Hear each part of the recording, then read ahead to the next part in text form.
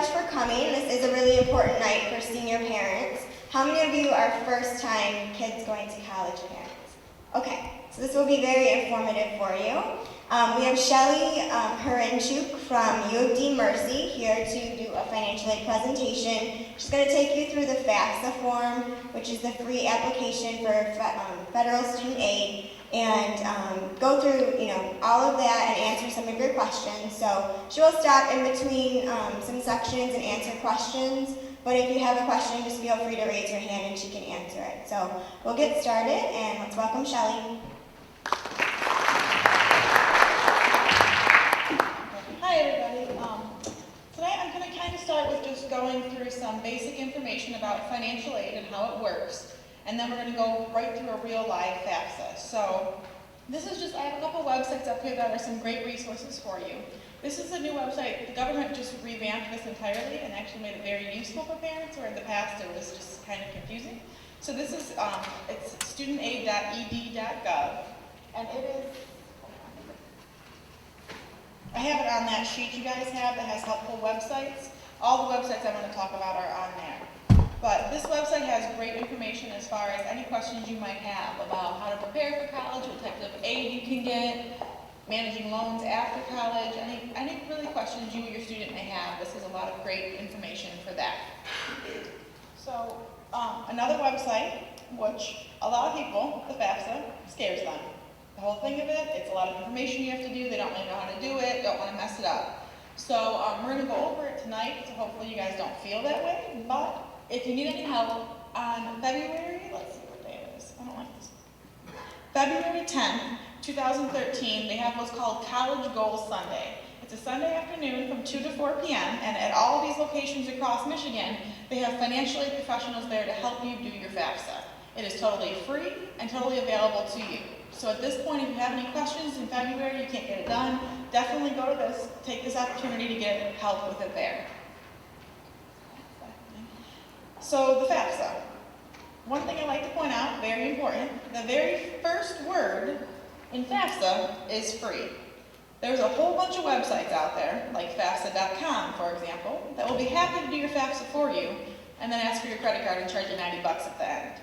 So very important when you're doing your FAFSA, if you ever end up on one of those sites or someone's trying to charge you, just remember it's a free application. It doesn't cost you any money, and there is resources out there for you to get help without having to pay for it. So just keep that in mind. So when it comes to financial aid, at any school you go to, basically you get a financial aid budget. The financial aid budget is the total estimated cost of attendance for that university. It doesn't mean it's what you actually have to pay out of pocket, but when you do a budget, you calculate like a student's personal expenses, room and board, travel, living expenses in general, all those things go into their budget. It's what the estimated cost of them to basically survive for that year would be.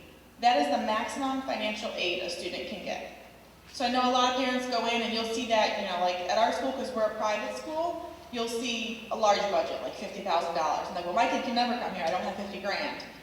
It's not that, that's just the maximum aid they can get. So it's very important to understand the difference between your cost of attendance, or your budget, and your actual direct costs to the school. Direct costs are what you actually have to pay for tuition, room and board, those kind of things. If your student's not living on campus, there won't be any room and board charges, but you'll still have the tuition, fees, things like that. So it's just very important to know when you get your financial aid package from the universities to know the difference between the direct cost and the cost of attendance. Deadlines for the FAFSA. The Michigan deadline for the state of Michigan for some state funding that we have, which has become increasingly limited over the years, but there is still some out there, is March 1st. So we encourage all of our students to do their FAFSAs as soon as possible. So January 1st, you can start doing the FAFSA. Do it January 1st. Do it as soon as you can to make it possible for you to be eligible for the most aid available. I know most people don't have their taxes done in January, February, March. You can go on to the FAFSA and do it all estimated. You can use the will file option and estimate your tax information. You can estimate using W-2s or last year's taxes if your income is similar. Anything you can do to estimate what your income looked like. Once you get your taxes done, go back on and update it, but everything goes by that very first date your FAFSA was received. So like for the Michigan Tuition Grant, which we get because we're a private school from the state, students have to have that FAFSA done by March 1st. We have a student who just finished their taxes like a month ago, but they still got the Michigan Tuition Grant because it goes off of that very first date. Okay? And then, what else do we say? Every school does their financial aid a little bit different as far as how they award their students. Most schools award their freshman students up front and as early as possible. So for you guys, for the very first year, financial aid packages would most likely be available to you if your students have everything to the school in March, April, so you guys can make your decisions of where you're going to send your student. It's a little bit different when they're coming back, but that's how it works. So get that stuff to them as soon as possible. They can list up to 10 school codes on that FAFSA, so they can choose 10 different schools. They don't have to pick, I'm going to UDM or I'm going wherever right now. They can choose all the schools they want, and for any school they're admitted to and have a FAFSA sent to, they will get a financial aid package. That's very important to make sure they get a broad idea, because you never know. Like for example, we're a private school, so a lot of students don't even look at us because they assume private school, too expensive, it's out. But we offer every single freshman that comes to UDM a scholarship based on their GPA and their ACT scores. So we have some students who get scholarships that make us cheaper than Wayne State because of the scholarship they get at UDM. So it's very important for them to understand all their different options. If you guys have any questions at any time, feel free. Raise your hands. So we talked about that. Okay, and then the one last thing I'm going to touch on right now is verification. 30% of people who fill out FAFSAs get randomly selected for verification. It doesn't necessarily mean you did anything wrong. It doesn't necessarily mean that anything negative. It just means you're randomly selected for it. In that situation, you have to provide the schools with a few things. Copies of your tax return transcripts, so not just your 1040s, actual transcripts that you have to order from the IRS, and a verification worksheet. So those are the different things you have to provide. So when you're doing the FAFSA, you have the option to do the IRS data retrieval. If you file electronically your taxes, wait about 2 weeks, and then this will be an option for you to import your tax data. If you do that, and you get selected for verification, it saves you a lot of time, because you don't have to deal with ordering tax return transcripts or any of those things. And it actually kind of reduces your likelihood of getting selected because they know the tax data is right because it came right from the IRS. So I recommend everybody to do that. You can do it, you don't have to do it when you first initially file, but once you file your taxes, wait a couple weeks and go on and get that tax data imported. So we're going to go ahead and start doing the FAFSA. The website for the FAFSA is fafsa.ed.gov or just fafsa.gov. They'll both take you there. Make sure it's the .gov. Like I said earlier, the .com definitely charges you, and it'll be a pain when you get all the way to the end and then realize, now it's charging me and have to go redo it. So this is what the website should look like. So you all have an idea when you go out there. So you're going to start by just clicking Start a New FAFSA. When you go to do this, if you're estimating, make sure you have whatever estimated tax document you're going to use. If you're planning on using the tax retrieval system, that's great, but you need to make sure you have your PIN numbers and things like that in. And there's a few groups of people who aren't eligible for that, and it'll tell you if you try and it says you're not eligible. It'll say you're not eligible if it's too soon and they don't have the data yet, or if you're like, I think if you file married filing separately is one of the big reasons, because they can't pull the two tax informations. So let me show this really quick. Skipped over the PIN part. When you're filling out a FAFSA, you need an electronic signature since everything is online. So the PIN number is your electronic signature. Every student needs their own individual PIN number, and every parent needs their own individual PIN number. If it's if you're married, you only have to have, only the wife has to have one, or the mom and the dad has to have one. You don't have to have one for either. Only one has to sign the FAFSA. But you both have to get a PIN number. You do that on this website. All you do, you go here, you hit apply now for the PIN, and next. And then you just put in your information, your social security number, all those things. And it'll actually let you pick a 4-digit PIN number, so you can set your own, or you can have them send one to you in 3 days. So that's the options you have there. So before you go to do the FAFSA, make sure you go onto this website and get PIN numbers for you and your student. It is pin.ed.gov. I don't think I put that one on here. If you go to the FAFSA website, there's a link to it right at the top. Right here, this PIN site. You can go right here and click there, get your PIN numbers, and then continue on. So, you click Start a New FAFSA. This is where you're going to put the student's data. It's important then when you're signing up for the PIN and when you're putting their their personal information in here, that you put the student's name like it's listed on their social security card. Same thing for you. If you put in their social and you put their middle name in with their first name or something like that, it'll cause errors and reject the FAFSA. So make sure whatever you enter here is like it is on their social security card. So let's just put it.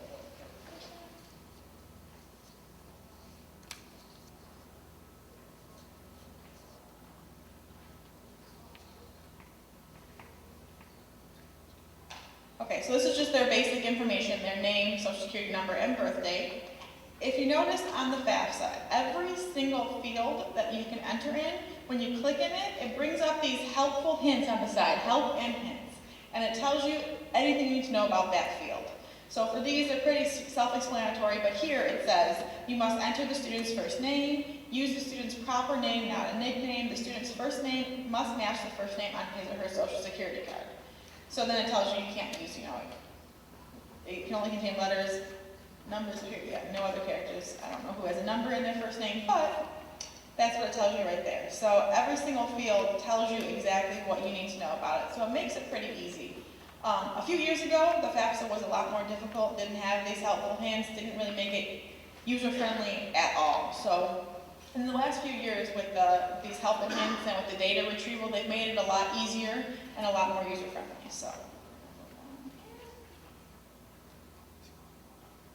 So this is just telling us welcome, make sure everything's accurate before clicking next. With the social security number, it is very important to make sure you entered it in correctly.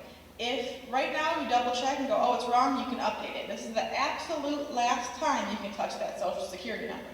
If you complete a FAFSA with the wrong social security number, you can't go back and change it. That's the one thing on the FAFSA you absolutely cannot change. You would have to completely start from scratch and do a brand new FAFSA. So it's very important that you double check your child's social security number when you're entering it in here. So this is just getting started, and what do you want to do? Here we're going to go to starting our FAFSA. It also reminds you, hey, you need PIN numbers, so if you didn't get a PIN number, you can apply for a PIN right there as well, and it'll link you to that other website. Okay, creating a password is just for this one time. So anytime you go onto the FAFSA to make a correction or change anything, it's going to ask you to create a new password just in case you log out and want to come back later and do it. So we're just going to create our password there. These are just some helpful introduction pages.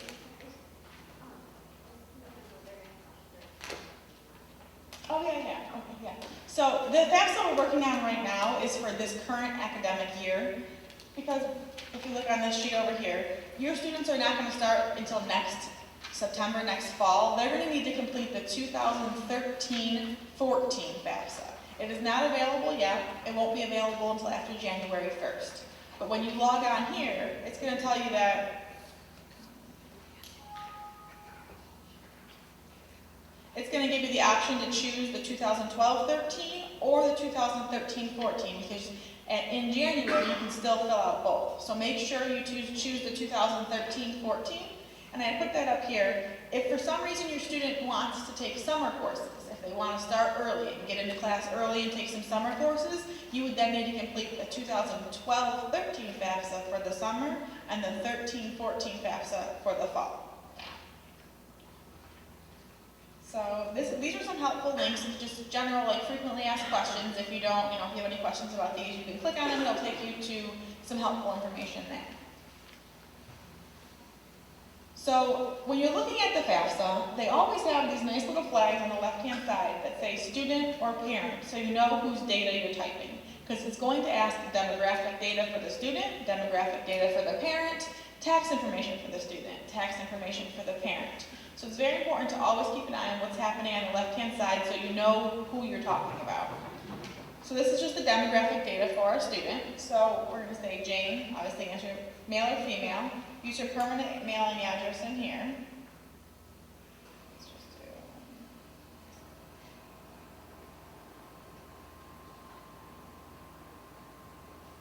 I didn't think they're short, that's why I picked that. So, and then, have you lived in Michigan for at least 5 years? This is an important question for things like the state funds. They have limitations and things like that. So you want to make sure they answer every question on the FAFSA. So we're going to say, yes, we have. Now, if you say no, it's going to ask you, what is your current state of residence? And then, when did you move here? So, did you become a legal resident of Michigan before 2007? That kind of thing. So, we're just going to say, yes, we've been here forever. Phone number, so just put your phone number in.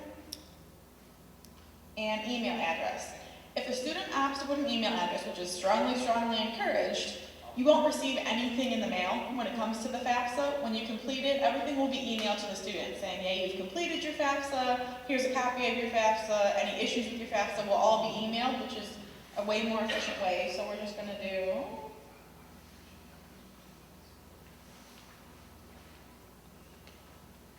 now we start to get into like the dependency questions.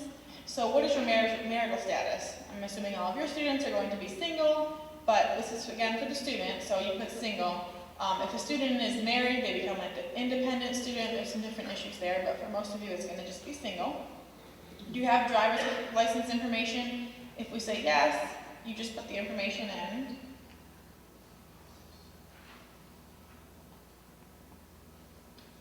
And so that's the student demographic data, so we're going to move on. Oh, I didn't re-enter my email. It'll always give you these warnings if you ever mess anything up, if you don't put enough digits, all that kind of stuff will always prompt you. Oh, I put James, good job.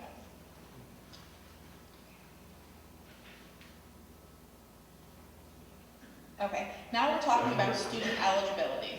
To be eligible for federal financial aid, the student has to either be a U.S. citizen or an eligible non-citizen, which would mean they would have their green card or something like that. So our student is a citizen.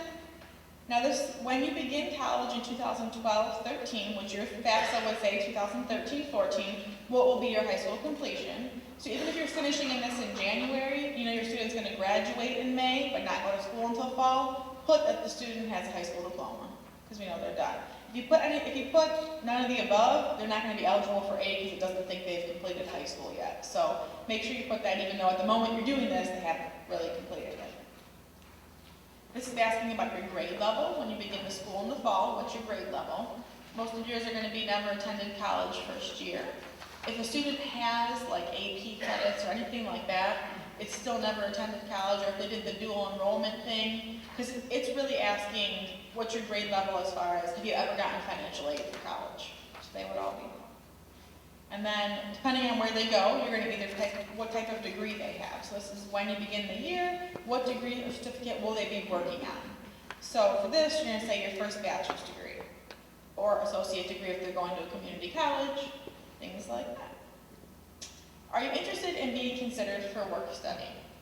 This is a very important question for most universities. Work study is a federally funded work program.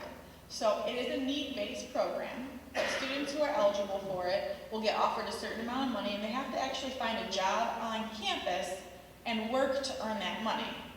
At our university, our funding has become so limited that anybody that puts no or leaves that question blank, they're not even eligible for the funding because we have such a limited funding amount for it.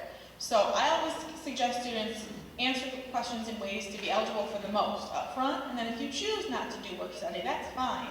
But I always suggest that students say yes to this question just so they have that option if they are eligible. Will you have your first bachelor's degree before July 1st? We're going to say no. These questions are just for survey type questions. Highest school your father completed, so we'll say our father went to college, and we can say our mother went to college too. So it just asks you about both of them. When we're talking about parents and household, like these questions, anything on the FAFSA as far as household is considered, it's the household the student lives in more than 50% of the year or provides financial support for them. So like in a divorced family, if you have the dad and the mom, you don't have to provide both parents' tax data or this kind of information. It's either the mom's household or the dad's household. If mom or dad are remarried, then it's mom and stepdad and their household. Does that make sense? It's whoever they live with more than 50% of the year and financially supports them for that. So it gets very tricky, and a lot of people ask questions about, like, in divorce situations, maybe 1 year I claim them, 1 year the ex-husband claims them, and back and forth. It doesn't matter who claims them on their taxes for this purpose, it matters who they live with more than 50% of the year. So that's whose tax information you would use on the FAFSA. And I've had other families where they are trying to grab, well, both are remarried and they're trying to put both tax information on here. You don't have to do that, it's just pick the one household. So then for this question, if it was mom and she was remarried and you were using her household, you would talk about mom and stepdad. Mm-hmm. How is that information used? I mean, what's the purpose of asking whether the parents are college graduates or not? I think it's just a survey that the government basically wanted. It used to be an optional question on there, and now they have it as mandatory. It doesn't do anything when it comes to financial aid and eligibility or anything like that. I think it's strictly trying to gather information. And that question is had eligibility graduate, just what high school? Yeah, well, it said college or beyond. It didn't say degree, it said education. So you can just, if they had any college, just put college. If they had, just high school. So this is the name, city, and state of the high school that they're currently going to. So we can put in, pulls it up.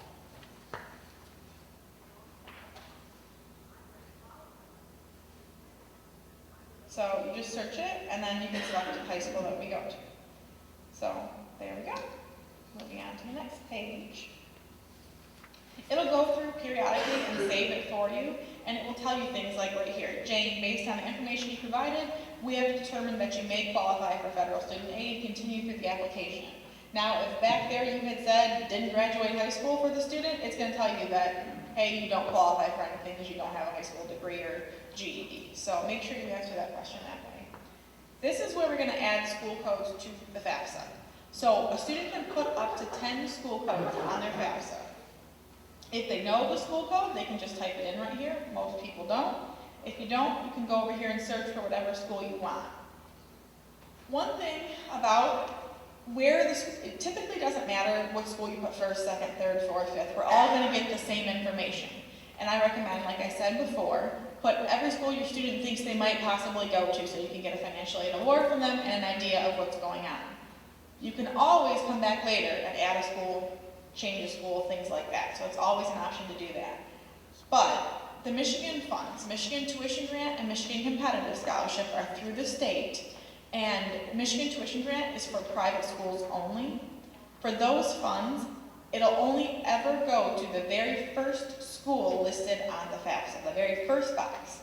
Doesn't matter if there's nobody else listed and we're in box number 6, we'll not get it unless we are in box number 1. So I always suggest if a student is at all interested in going to a private university, list that school first.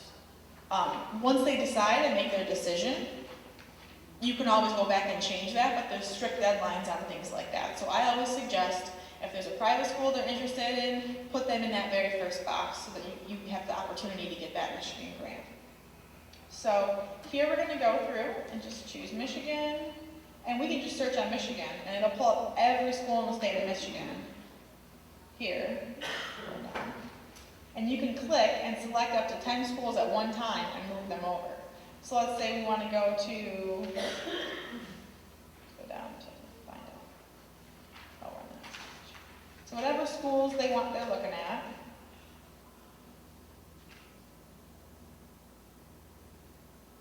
If we do the University of Detroit Mercy, for our school there's 3 listed, the dental school, the law school, and regular. So you would pick regular, and let's say they're looking at U of M. So you're going to put both of those, add them, and see how we're listed on the first one? So then we're good. So we're going to go next here. Question. Yeah. Are those, is that listing for colleges that you intend to apply to or that you've already been accepted? Either way, really, how financial aid works is all of your FAFSA information is going to go to every single school you have listed on that FAFSA. So like we have a lot of students who we get FAFSAs for them and they might never actually apply. So the data, we don't do anything with the data. We cannot give them an award or do anything until they're applied and admitted into the school. But we get lots of students put us on there like I might go and then never actually end up going. So it's really just anything they think they might be interested in, put that on there, they'll get the information, and then once the student's admitted, they'll get them an award package. If the student never gets admitted, the data just kind of, they don't use it, they just can't award them. So if you're using more than one private school, is that what you're put? You have to put, you can only have one in the first box. So if you're considering more than one, it doesn't really matter until you decide. So when your student decides in March or April if they want to go to a specific one, make sure you go back and make that one the first one. Because if you list like, UDM and then Baker or something that's about a private school, they won't give it to, they only give it to the first one. Yeah? Can you talk real quickly about the timeline on when the pass it, get approved to pass on and get next to the school? You said admitted, is that, Yeah. that accepted, or? Yeah, really, you have to be like, a lot of students are getting accepted, now, they're getting accepted in the next few months. So as soon, like for our students, we receive a lot of FAFSAs January and February, but we don't actually start awarding our students until March, because we know our tuition rates and things like that for the next year. So, and most schools are around March. So get the FAFSA in, get everything done as soon as you can, and then in March, they'll send out financial aid. That time frame is when you'll get financial aid awards. If you haven't got admitted to the school, they can't give you an award because they don't know you're like an active student. Does that make sense? Typically after the first year, it's a little bit different. So like our students, returning students for us, don't get awarded until like April or May. So as soon as you do your FAFSA, you usually know within a few weeks what your award is. But we have so many returning students that in April and May, it's like it could take a month or two to get your award. But anyone who has their FAFSA done, we try to get them their awards by June. New and old students. So, but we still have students right now that are coming in that never did their FAFSA and are trying to get enrolled for next term and are doing their FAFSA today. And in those cases, I usually have them within 2 days. It's just when we have a big population. I've heard that it's a first come, first served as far as being awarded. For aid, Is that true? there's certain funds that are limited. So, like federal loans, Pell Grant, those will never run out. Every student gets their award no matter when they do their FAFSA, that kind of thing. But we have, like as a private school, we have another federal grant called the SEOG, and it's limited funding. The government gives us a certain amount of money, and we award it based on our awarding rules until it's gone. And once it's gone, it's gone. So, like this year we have enough, we haven't ran out yet. Last year we were running out of that in like October. So it just depends. So that's why I always recommend get your FAFSA in there as soon as you can, get your verification done if you were selected for verification, get all that done as soon as you can. The funding that we have that's limited usually doesn't run out until August, September, October at the earliest. But there is some funding that's limited.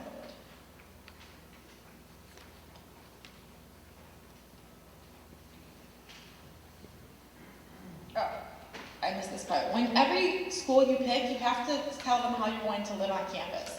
This determines back to that budget or cost of attendance. If you list UDM and you say I'm living on campus, when I award you, I'm going to give you a budget for on campus. We give a grant to our students that are living on campus. I'm going to award that to you and things like that. So it could drastically change your cost and your actual financial award. So like if we're going to live with parents, you just put with parents for both of them. Off campus would mean like an apartment or something like that, and then on campus. So you can pick, it could be different for every school, because one school could be, down the street from you, another one could be across the state. So you can choose what you want for each school.